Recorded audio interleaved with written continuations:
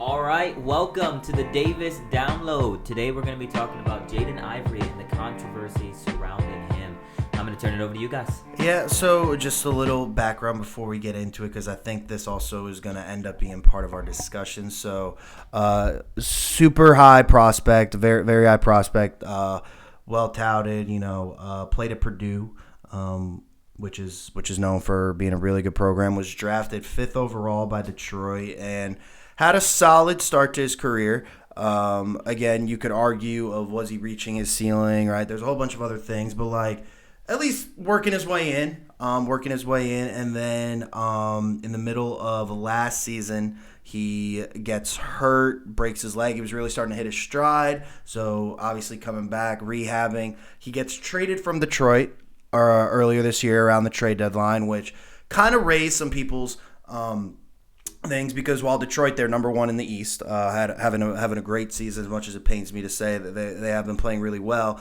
They've kind of their issue is outside of Cade Cunningham, they didn't really have anybody creating offense, generating offense. It was all like you're going to do everything, and everyone else is going to hit open shots that Cade was creating. So they kind of needed a Jaden Ivey type player, kind of energy, guy off the bench, get it going. So, and they didn't really get anything back. They got just kind of a shooter back for him, which again kind of was like, okay, you strengthen a strength, but the one person who could maybe help address your weakness kind of got traded. So that kind of raised some kind of like what's going on here. This is probably more than just a basketball on the court type transaction, which obviously that's part of the business, right? Chemistry, locker room, morale, all those things go into all of these moves. So then he gets to Detroit, gets traded from Detroit to Chicago. Now, the thing with Chicago is they start out the season well, but they kind of do what Chicago always does and essentially turns into tank mode. So he had played 4 games, played okay, but then got a bunch of DNP coach decision, which means he just wasn't playing. Now they claim this was this knee. It was a knee thing, but yet a bunch of the media from Chicago was like, we haven't really heard about a knee thing, so this is kind of off. And then kind of what really kind of sets the whole thing into motion is he posts about his disapproval of Pride Month and the NBA celebrating this, to use his words, unrighteousness.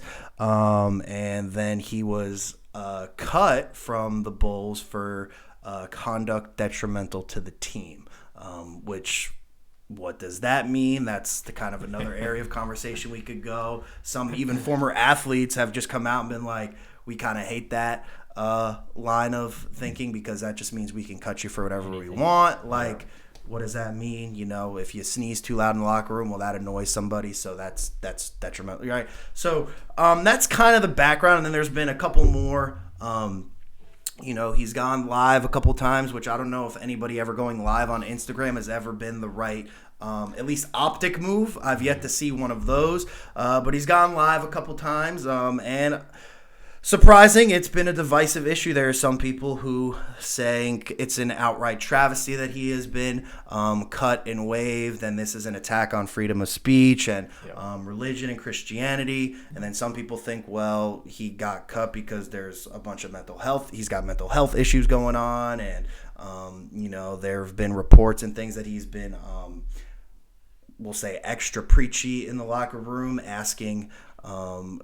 He's attempting to confront people's sin, whether that's in the press conferences after the NBA game or whether that's talking to his teammates or whatever it may be. So I think it's a very, decisive issue, which I think requires a little bit of nuance, which most places you don't get, but I think we'll get that here. So yeah, that was a lot, but I think kind of sets the stage for kind of what the scenario is. So what are your guys' thoughts on this whole thing?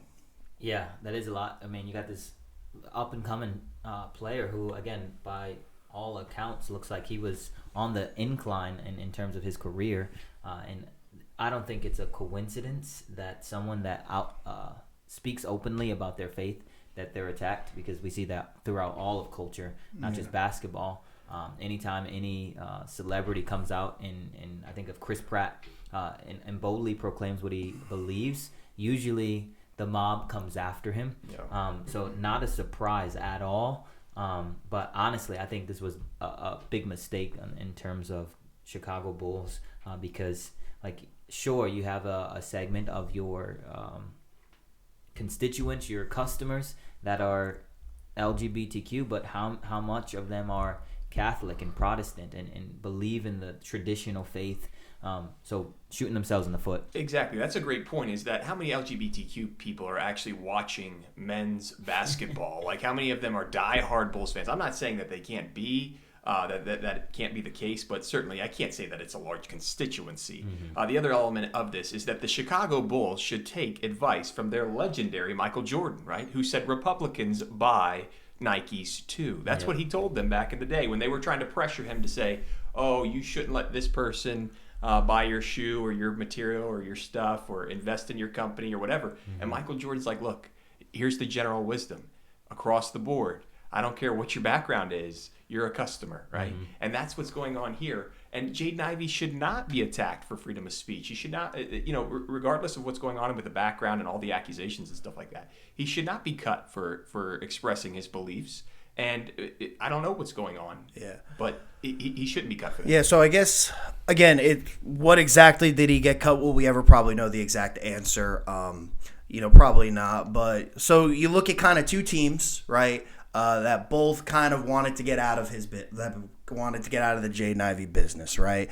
And, when multiple teams look to cut you, there could be other reasons. Now, I guess kind of the first thing to kind of break down about this is I don't think it was just him, because just a couple weeks ago, right, people in the NBA are able to speak their mind because, kind of the free, you do you, the identity, all of that. Just a couple weeks ago, I don't know if you guys heard about this, the Atlanta Hawks. Fournette. Yep. The Atlanta Hawks wanted to do a Magic City Appreciation Night. Magic City is a location that they claim is known for.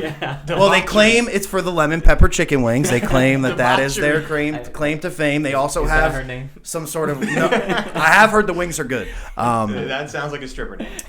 They lemon pepper wings are a thing, and apparently Magic City has some of the best. But they were going to do a whole night about it, which. Again, is kind of an issue that, you hear work is work. It doesn't matter what type of work. If this is what you want to do, right, the whole come back to my body, my choice here again, 2 weeks in a row, I guess. But, if that's how they want to do it, if that's how they want to make a living, who are we to judge, right? So they were going to kind of honor that whole thing, that whole night, right? They had gear and everything ready. And Luke Cornett, who is a backup, right? He's a career backup. He has a lot of success, right? He's a pretty integral part. He is an NBA champion, right? With the Boston Celtics 2 years ago. He's now playing for the San Antonio Spurs. He's the French Aliens backup, and does a pretty good job. He kind of wrote this whole thing, kind of being like, we should not be doing this. This is whatever. Like, and Cornette, remind me, he's Catholic, right? I believe so. Yeah, yes, I was impressed. I believe was impressed so. with his address to the media. So that's where I think you kind of look at these two things, and the NBA responded, and guess what wasn't happening, right? That night was canceled. That night wasn't. Good for him. That night wasn't happening. So I don't know if it's just Jaden Ivey said this and he got cut, right? So I guess the question is, can you be too preachy? Because that was some of the reports. Like, he was asking teammates about their past and previous sins, and allegedly, right? Everything Corey's is alleged. Term, everything is alleged. Everything is alleged. But can that be a thing? Can you be too preachy? Can you be too? I think what the difference with that is, though, like, he's speaking out against something that most of polite society still would be against. Going to the strip club is not something that polite society is okay with. But whereas LGBTQ relationships and things like that, that's kind of the mainstream. So yes, they're both preaching or going against wickedness, but one is less accepted in culture than the other. So I think that's the big difference between the two. Yeah, I guess. Obviously, LGBTQ, that's considered like kind of, you said the whatever term you used about society, I forget, but it was a good one. Polite society, yeah, like that's almost like, well, you have to be okay with that in order to be. Mm-hmm. I guess while, and this sounds weird to say, right? This just kind of shows how backward society is. While like the strip club area of and like that line of work and doing that, and I mean we see this on the internet and who's the most wealthy content makers. It's kind of in that line of work, right? Unfortunately, so they're kind of, it's still kind of growing. So I see you're different. So I see kind of like you making the point, but I also think it shows because, like, again, Luke Cornett versus Jaden Ivey, like in terms of skill level, they're probably about relatively close. Like they're role players. They're not like your 1A, your 1B, but they're probably a type of player you need in order to have success. Like a kind of a hot scorer coming off the bench, get your offense going, creative, athletic. Luke Cornett's more of like a, hey, when Benyama needs a break or he's too tall or whatever, like I kind of fill in the gaps around him. And so you need both kind of those players. So I do think it's interesting, which makes me think, right, that there's, again, all alleged, right, but there's probably more to Jaden Ivey than just he made this post or live or made these remarks and that was why he got cut. Yeah, and that certainly could be the case. But I like the distinction between the two. I think the delivery of Cornett was professional. He went through the proper channels. He gave, I think, an official letter to the league itself. I think that was a good, like, you think from a workplace standpoint, like that's a proper procedural way to go through it. He addressed the media as well. And when I listened to his interview with the media, he was professional. He wasn't tearing down the league or anything like that. And so I thought the league responded well to that, and I was glad that they changed that and that he pointed this out because most people would have overlooked it, and it would have taken place in godforsaken Atlanta, right? And nobody would have blinked an eye, honestly. A lot of people wouldn't have blinked an eye. But to your point, going on Instagram Live to complain about your employer probably is not the best method of trying to get change to occur in the workplace. Yeah. And I think, though, a little bit of this is more than changing the workplace. How do you change the conscience of a nation? Yeah. So he's not wrong. He has a bold, a big platform, and he's like, man, I need to use this for the kingdom's sake. So in terms of like your job, is it the best way to do it? No, but in terms of how can I get the gospel message out in the biggest, Instagram Reel is going to be a lot better than mainstream media, because one, they're going to clip you as soon as you say something that they don't like, and then two, he has to toe that line. Now they're going to give him talking points. You are good to talk about these things, but then in these parameters, you're good to talk. Anything else, you're out. Whereas on his phone, on a flight to wherever he's going, he can say whatever he wants. Yeah, and from a freedom of speech standpoint, I don't understand it. It makes no sense to me. You have a personal Instagram page. You have a personal social media page. My employer has no authority over that, right? I have my personal opinions, and due to the freedom of speech that we have in this country, they cannot dictate what I can say and what I cannot. Yeah. So that, I guess that's kind of the next step, right? Because, like, I mean, you can't just go into a workplace or be like, I can say whatever I want and expect there to be no fault, but he wasn't right? in the workplace when he said it. Yeah. He was on a plane, or he was in his car. I guess. So, like, I don't know. On my free time, my employer can I hear what you're saying. Like he shouldn't be thrown in jail, but, like, didn't we kind of talk about this with Jimmy Kimmel? Like, if you say something dumb, like you're... He was on the set, though. Jimmy Kimmel was on the set saying that Charlie Kirk was assassinated by a MAGA supporter, fair. Which was bullcrap. Yeah. Just trying to make the connection here that while you do have the freedom to say whatever you want, there is still fault. And if Jaden Ivey got a microphone at halftime of the game and said, I just want to let everybody to know that what is taking place here with LGBTQ night is unrighteousness, I would say, okay, they have the authority to penalize him, to fine him, to waive him, to release him, whatever that looks like. But he's doing it on his personal Instagram page while he's going home, while he's getting groceries, whatever he's doing. That there's no right of the employer to intervene here and to fire him for this. And I look forward to the lawsuit that's going to take place where the Chicago Bulls get fined for doing this. Mm-hmm. Well, that goes back to the language we talked about earlier, conduct detrimental to the team, right? So, like, it's a broad clause intentional. Exactly. So that's why, In his video, he kind of talks about that too. He's like, what was it that was detrimental? Like, he's like, I was always in the locker room cheering each other on, pushing each other to the next greatest, pushing them. And honestly, the most loving thing you can do as a believer is if you're surrounded by people that you know are doing something that will lead to their demise, is to call it out. And he was pushing them forward. And, there's times when in my life where people say, hey, Eli, you're being an idiot about this. Does this glorify God? And I could go and be like, oh, that person's just mean, or I could say, man, is what they're saying is true. So just to throw that blanket statement out just so you don't get sued, that's cheap on their end. Yeah.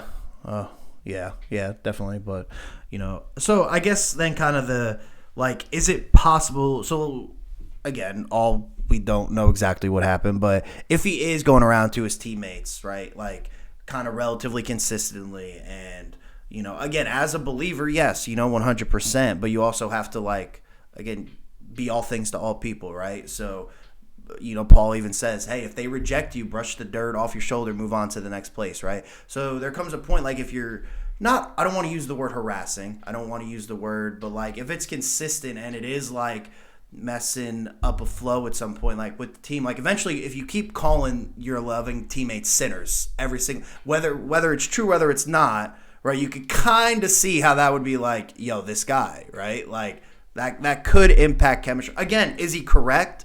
Yeah, but so that's where I guess there is a balance because you do have to maintain workplace decorum. But if you flip that, everybody knows what locker room talk is, right? Yeah. There are things that get spewed out in locker rooms that are not to the betterment of anybody, right? They're talking about anything and everything. You look at some of these players, and they are being charged with domestic abuse. They're being charged with animal cruelty. They're being charged. All of that's okay, and that's not detrimental to the team. But the moment he talks about Jesus, then it's a problem. Amen. And I hear you, and I think this is ultimately the root issue that I think one or two, because almost, we're just following the lead. Almost every podcast that has anything to do with culture or sports has picked up on this topic where it's a kind of sweep, which I guess is kind of, hey, people are talking about Jesus, so I guess Amen. Whatever, he wins here. But I think that kind of goes to the ultimate question is he was up and coming, right? He is, there obviously is some talent to it, right? Matt Painter recruits good players, right? So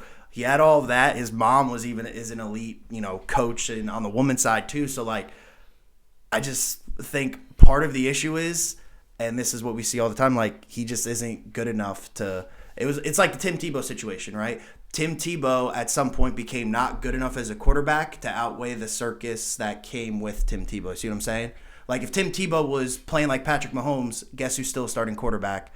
No matter how much people don't like the preachiness, right? Even pick on the flip side, kind of different side of the aisle, right? If Colin Kaepernick was playing like Patrick Mahomes and leading the Niners to the Super Bowl, who's not? He did. Yeah, but then he didn't. Then there was a fall off, and it was a little bit of a hot streak. The league kind of figured him out. But if he was still doing that at a consistent level, we've seen, like you've mentioned, there are players who have been involved with murder plots, who have been involved, literally murder plots, and their college coach said wrong place, wrong time. Urban Meyer. And Nate Oates, Alabama, Brandon Miller. Don't trust their Urban Meyer. On that same team down in Charlotte, what a mess they are, huh? There is a convicted, proven domestic violence, the guy beat his wife, almost unrecognizable, Miles Bridges, right? But you know what Miles Bridges does? Drops 25 a night. Miles Bridges is a high-level player. The coach from Florida, Florida University. That whole thing, Todd Golden. All the drama. Went away when you win, right? When he started winning. He was apparently dating underage women. Yeah. Allegedly. And that's my thing. That's not more detrimental to the league than him saying, hey, you need to follow Jesus. And that's kind of my point. It's you're not good enough to make that point, or you're not, or both kind of the Pistons, because again, the Pistons trading him for Kevin Huerter, which Kevin Huerter is awesome, lights out shooter. The Detroit Pistons didn't really need a Kevin Huerter. They already had a Duncan Robinson. They had a better version of the guy they traded for. I think it was just more so they wanted to get out of the Jaden Ivey business, whether right or wrong, whether fair or foul.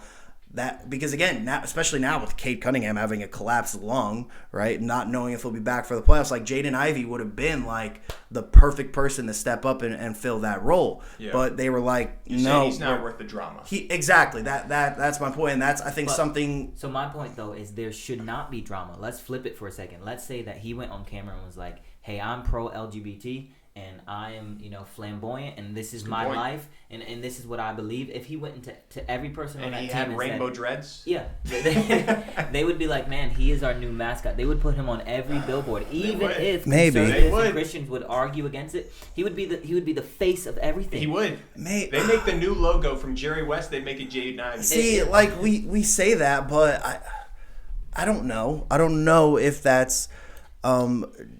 Here's the other thing with the Bulls. Your argument with the Bulls, I'm not buying it because this is the only time the Bulls have been relevant since Michael Jordan. Okay, nobody was talking about the Bulls for the past 2 decades, but now that this guy has been released, like, why would they care? You have this argument about, well, the quality of the player determines whether how much you're going to put up with as an organization. Yeah. They don't care about the quality of the player. They're trying to lose, as you mentioned earlier. The Bulls stink. They have stunk forever since Michael Jordan. They don't care because every year, because they have Michael Jordan as their history, as their aura, as the legacy that they have as an organization, they still sell out that stadium every night. And it doesn't matter how good, what quality of the team is they put on the floor. So they don't care.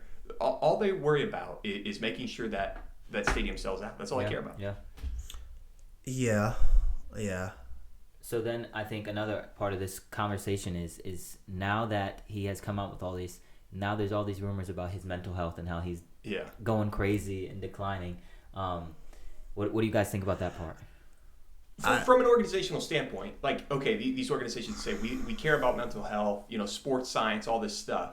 And then, again, if you truly believe he has mental health issues, why would you release him and throw him to the wolves and say, hey, go out to social media, post as much as you want now? That makes no sense to me. Yeah, no, I mean, you could, but if you do watch a lot of the videos, right, and just the way he's like, and he's even alluded to him, like he's gone through some hills and valleys. I believe he did an interview with Taryn Wells. Hey. oh yeah, I guess shoot music. But he did an interview a little bit before this with basically a guy. I believe his name is Jason Romano, and it's called the Sports Spectrum Podcast. He basically just does interviews with Christian athletes and about their testimony and how being a Christian is, and it was like a 3-minute segment of that where he's just talking about all kind of the things he's gone through and went through, and different trials. And essentially, like, he basically said he's gone through depression. He's gone through a lot of these things, which I think when we talk about, oftentimes,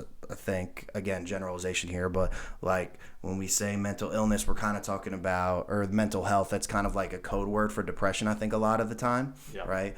Because it sounds more like if we say, oh, their mental health is suffering, or oh, they're just depressed, like there's kind of different connotations with that. So he's kind of admitted he's gone through those things. Now, again, I don't think we can just say just because someone says something we disagree with that their brain is fried and that they need to seek therapy. Like, I don't think that's the correct solution either. But again, kind of going back to the beginning, posting an Instagram live video while you're like, that's never gonna help your optics, right? Whether what he says is 1,000% true, like, and it does give a bigger platform, so I hear that. But he's gone through a lot. Even there's some rumors and stories where he's claimed like he can't get in touch with his wife either. And so I think there's a lot more going on ultimately. Again, I think it seems like he's just trying to, preach the gospel and tell the truth. It sounds like he's got a right heart, but you could also see, it'd be like if, I don't know, it also just kind of came out of the blue, right? Like the Pride Month thing he's talking about is in June. Like we've talked about the Bulls stink. It's going to be a couple tweets about it in June, right? They're not gonna, their arena's going to be empty on Pride Night because no one's going to be playing because their season will have been over because they're not making the playoffs or the play-in.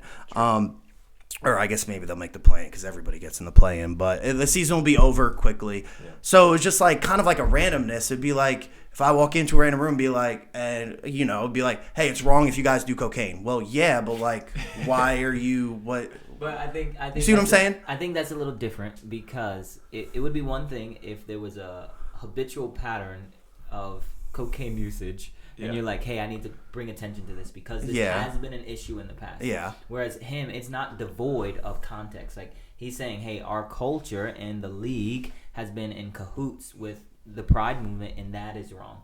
So it's not so much off the wall. Maybe, I mean, it's not the start of Pride Month or whatever, but for him to call it out, and side tangent for a second, the church needs to be more adamant about maintaining holiness. God says, be holy as I am holy. A lot of churches, big mega churches, a lot of Christian athletes and celebrities, they want to talk about the fluffy things of the faith and then say, oh, that other stuff doesn't matter. No, that's the bedrock of what you believe, and you stand on that thing. So stand on holiness above everything else, and I think that's what he's doing. So for him to call it out, I think it is credible, because he's like, I have right now, while the season is going, this is the most that I'll get attention, the maximum amount of attention to what I'm saying is going to happen. So he had an opportunity, he took it. Yeah, and I don't, dock him for doing that. From a mental health standpoint, let's go back to your point on mental health here for a second. So from this mental health standpoint, again, let's grant that we don't know everything that was going on in the background.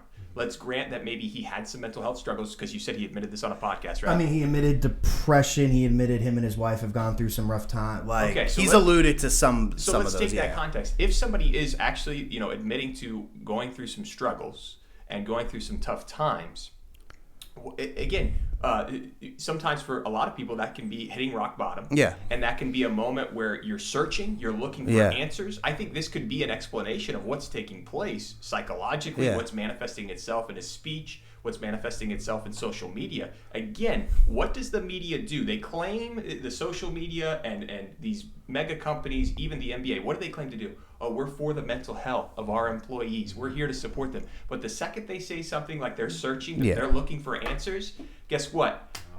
Kick them out. They're done. We want nothing to do with this person. This person's insane. We label them. We bully them. We black sheep them. We say they're out of the group. They're done. And what does that do to a person's mental health after that? It makes them go crazy. Oh, you're 1,000% right. I don't like the whole, oh my goodness, his mental health. Again, is he doing himself favors? No, right? But I don't think we should just go to, well, just because I disagree. And I think that's a lot of the big part of the problems and divide in this country. We just think that because someone disagrees with us, that they're either Satan incarnate or that their brain is just broken, right? Yeah. I mean, I think that, but that's a whole nother maybe podcast discussion. But I don't know, because like if you guys remember back in COVID and Jonathan Isaac, right? Yeah. Essentially didn't kneel or anything, and he straight up said it was because of my Christian faith. Mm-hmm. Dude's still playing. Dude's still on the same roster. Dude's still on the same team. So that kind of, again, so we've just looked at 3 examples, right? So you got Jaden Ivey, we talked about the Luke Cornett, and then we've talked about just brought up Jonathan Isaac. 2 of those guys are still on the same team. And they maybe faced a little bit of backlash out of the media, but we also know that that's part of being a Christian, right? We know when you do speak out for the truth, the world is not going to go and be like, take a bow for you, right? Like Jesus did it, and they put him on a cross, right? So like getting cut from your team almost exactly, right? Doing it, it's almost like something that we should expect. And again, in America, it's supposed to be free speech, and we're supposed to be able to do all that. But I think the word of God is going to overgo the word of the Constitution when it says the world's not going to like you, right? Like they're not going to like hearing that they're sinners. They're not going to like hearing the fact that one of the things they find their identity in is at its root sinful and wrong. Right. Well, then you and so I don't know if it's just, well, he said this, we don't like it, we kick him out. Right. So to the mental health part of it, though, in the league, when I think of mental health issues in the league, I automatically go to Dennis Rodman. And no one had a problem with him. They embraced him, but going back to the point, what did he do? He was good. So great. I'm saying, though, if it's simply just... I think this is ultimately what it comes down to, and nobody wants to say this. I think it's just, if a better player said it, I don't think he's cut. Yeah, but again, he's not the bottom. It's not like he's the bottom of the barrel. You can't be like, whatever, you lost, you're out. If he was the bottom rank, then you have no room to talk. I remember my first year coaching middle school, and the kid that could barely even run, he's like, why don't you put me in, and why don't you do this? And I'm like, buddy, sit down. But the kids that's in the middle of the pack, they are kind of holding up the team. You have your all-stars, but really the game isn't won by one all-star. It's won by the group of athletic teammates pushing together. So to say that his worth wasn't enough for him to speak his truth, I think is crazy. No, it's not. No, it's from an organizational standpoint. Right? Like, again, the Bulls. They're just trying not to hurt the brand. That's all. They're trying not to, and they felt like Jaden, Ivey having this, and let's say 20% of their fan base identifies, maybe not even identifies with LGBTQ, but especially in Chicago, in a major city, they think you should be tolerant of it, right? So let's say that's 30%, right? They are looking at it, Jaden Ivey turning off 30% is not worth it. Now, if it was Josh Giddey, they probably are just like, whatever, because Josh Giddey almost averages a triple-double, and Josh Giddey is their 1A guy. So I don't think Josh Giddey gets cut, if this is the case, or, whatever it may be. Because, again, we've seen examples like Jonathan Isaac. He's a 6'8" guy who can guard point guard. So guess what? There's not a lot of you in the world. So, yeah, we may dislike your anti-BLM literal stance, right? In this point, he literally stood up for it. But, again, and if Jaden Ivey, I think, I hate to say, being, smarter with, because again, he ultimately is telling the truth, and maybe it was, well, I'm gonna have the most people see it on Instagram, but we've seen, right, Luke Cornett, I don't know if it was either a letter to the league, or he's got his own blog that he randomly will write on WordPress or something, but he did it formally, right? Jonathan Isaac, it was a clear this is why I'm doing it, here's why I'm doing it, right? So I think maybe but aren't those issues more cookie cutter, right? It's a lot easier to say, hey, I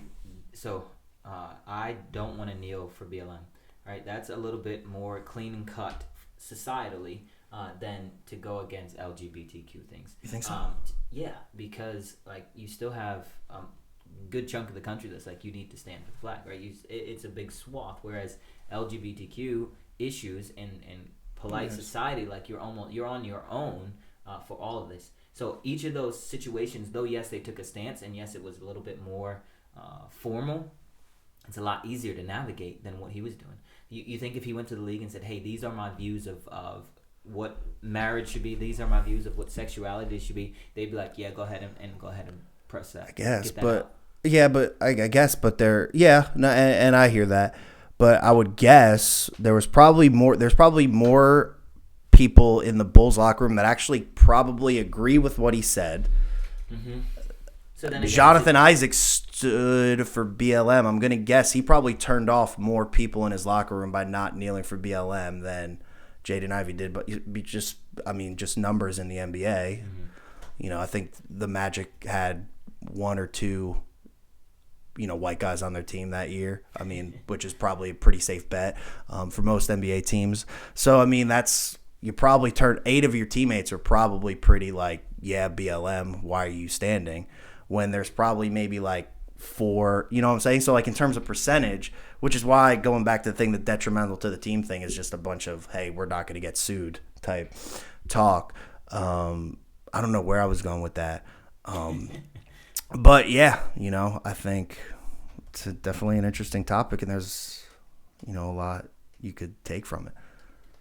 Yeah, again, I think stand up for the faith however you can. You don't get to absolve yourself from the consequence, I guess, in either situation.